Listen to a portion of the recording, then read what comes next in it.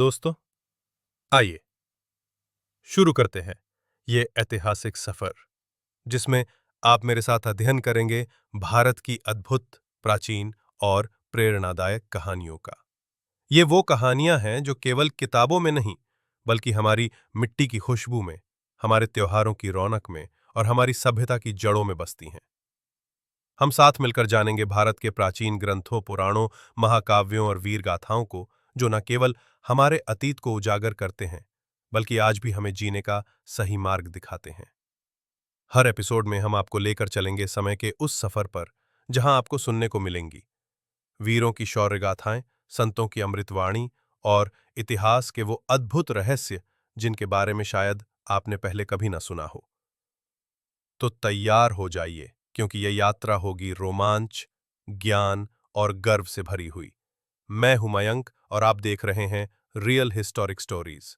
चलिए शुरू करते हैं, लेकिन शुरू करने से पहले वीडियो को लाइक और चैनल को सब्सक्राइब करना मत भूलिएगा और कमेंट में जय हिंद जरूर लिखिएगा।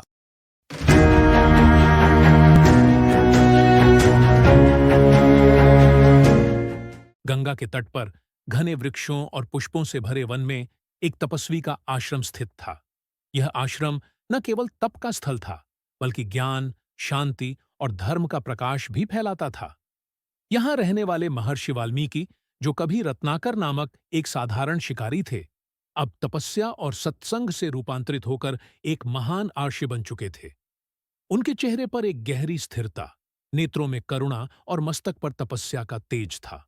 उनका जीवन तप, स्वाध्याय और शिष्य परंपरा को आगे बढ़ाने में ही व्यतीत होता था। आश्रम के चारों ओर नदियों की कल कल ध्वनि, वृक्षों पर चहचहाते पक्षियों के गीत और हवा में फैली फूलों की सुगंध एक ऐसा वातावरण रचती थी जो मनुष्य के मन को स्वाभाविक रूप से शांत कर देती थी। दूर दूर से शिष्य और यात्री उनके पास आते, धर्म, नीति और जीवन के प्रश्न पूछते और संतोष के साथ लौटते। लेकिन उस दिन भोर के समय, जब सूरज की पहली किरणें गंगा के जल पर सुनहरी लहरें बिखेर रही थीं, वाल्मीकि के हृदय में एक विशेष प्रश्न जन्म ले रहा था। वह जीवन के बारे में नहीं था, न ही साधारण धर्मशास्त्र का। यह एक खोज थी, आदर्श की खोज। वह सोच रहे थे, क्या इस धरती पर कोई ऐसा पुरुष है जो गुण, धर्म, सत्य, ज्ञान, संयम, वीरता, करुणा और विनम्रता का संपूर्ण रूप हो? यह प्रश्न उनके मन को बार बार घेर रहा था। उन्होंने शास्त्रों में पढ़ा था कि सतयुग में ऐसे महापुरुष हुए हैं, परंतु वर्तमान युग में क्या कोई ऐसा हो सकता है? इन्हीं विचारों में डूबे वाल्मीकि अपने आश्रम के प्रांगण में बैठे थे कि अचानक एक मधुर वीणा की ध्वनि हवा में तैरने लगी। यह ध्वनि साधारण नहीं थी।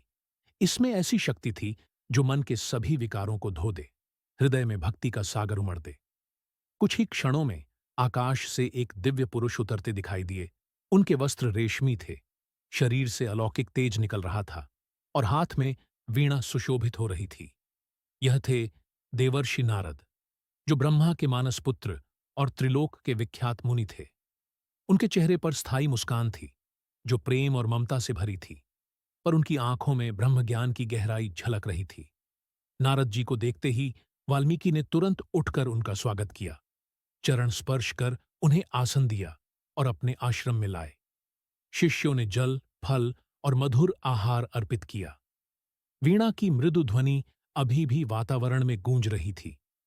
वाल्मीकि के मन का प्रश्न और गहरा हो गया। यदि कोई इस प्रश्न का उत्तर दे सकता है, तो वह देवर्षि नारद ही हैं, जो तीनों लोकों में भ्रमण करते हैं और हर युग, हर चरित्र, हर घटना के साक्षी हैं।